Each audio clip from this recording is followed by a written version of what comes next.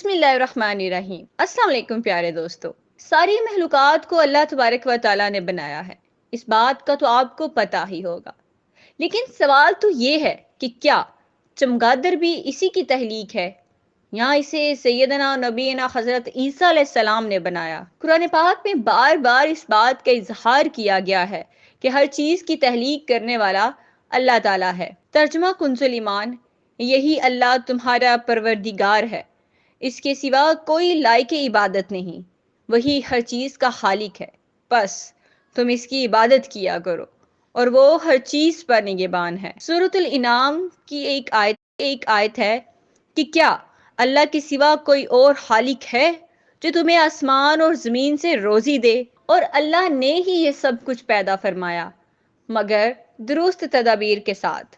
سورہ یونس کی آیت، ترجمہ کنز ایمان، فرما دیجئے اللہ ہی ہر چیز کا خالق ہے۔